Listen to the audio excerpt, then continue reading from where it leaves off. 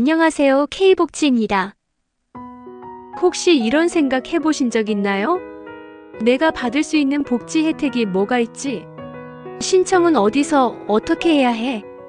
복잡하고 어렵게만 느껴졌던 복지제도 2025년엔 한층 더 다양해졌습니다. 그래서 오늘은 올해 꼭 알아야 할 복지제도 변화 7가지를 알기 쉽게 사례 중심으로 차근차근 정리해 드릴게요. 1. 기준 중위소득 인상. 먼저 기준 중위소득이 6.42% 인상되었어요. 이 수치가 왜 중요하냐고요? 복지제도는 대부분 이 중위소득을 기준으로 누가 받을 수 있는지를 결정하거든요. 예를 들어 4인 가구 기준으로 2024년에는 약 540만 원이었는데 2025년에는 약 575만 원으로 올랐습니다. 즉 작년에는 살짝 기준을 넘어서 복지에서 탈락했던 분들도 올해는 소득 기준 안에 포함될 수 있다는 뜻. 이 기준은 생계급여, 주거급여, 해상급여, 교육급여 등 기초생활보장 혜택 전반에 영향을 줍니다. 꼭 복지로 홈페이지에서 내가 받을 수 있는 혜택을 다시 한번 체크해보세요. 2. 기초생활보장제도 변화. 이번에 부양의무자 기준 완화라는 정말 중요한 변화가 생겼어요. 예전에는 부모나 자식이 일정 소득 이상이면 내가 아무리 어려워도 혜택을 못 받는 경우가 있었죠.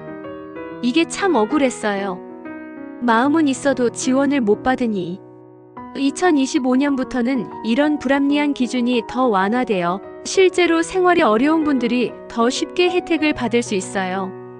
예를 들어 혼자 사는 중장년층 김 씨는 부모님은 고령이고 소득도 없지만 그냥 부양의무자 있음이라는 이유로 생계급여를 못 받았어요.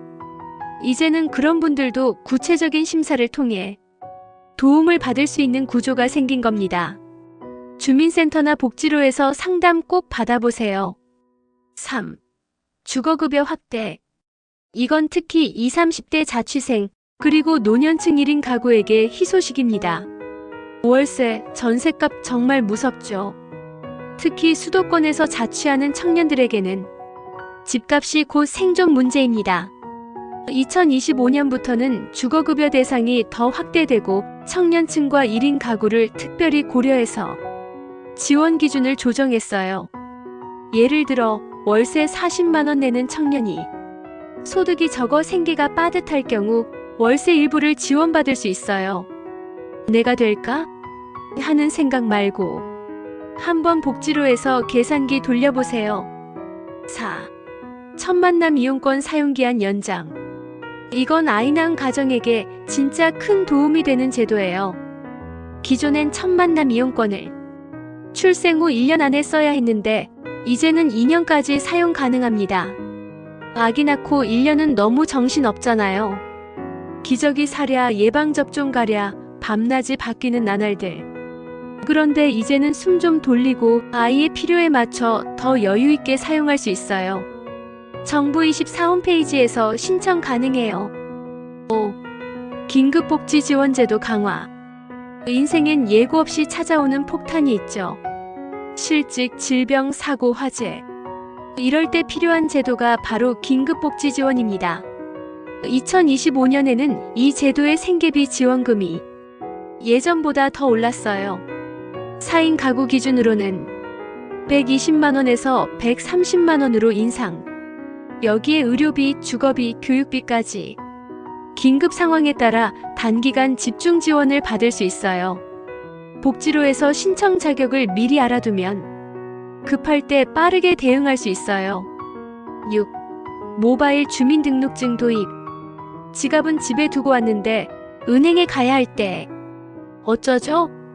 2025년부터는 스마트폰 속 모바일 주민등록증으로 본인 인증이 가능해졌어요.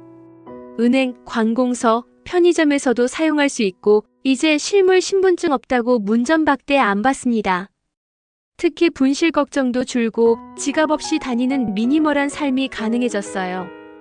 단 아직은 일부 기관에서만 사용 가능하니 사용처는 꼭 확인해보세요. 정부24에서 발급 신청 가능해요. 7. 문화비 소득 공제 확대. 요즘 스트레스 해소 어디서 하시나요? 헬스장, 수영장. 이제는 그런 운동시설 이용료도 소득 공제 대상입니다. 연소득 7천만 원 이하의 근로소득자는 헬스장, 요가, 필라테스 등 이용료의 30%, 최대 300만 원까지 공제받을 수 있어요. 기존에는 책, 공연, 박물관 정도였는데 운동도 문화생활로 인정해주는 거죠. 내 건강 챙기고 세금도 줄이고 일석이조의 혜택입니다. 국세청 홈택스에서 확인해보세요. 요약 정리 한번 해드릴게요. 오늘 소개해드린 2025년 복지제도 변화는 다음과 같습니다.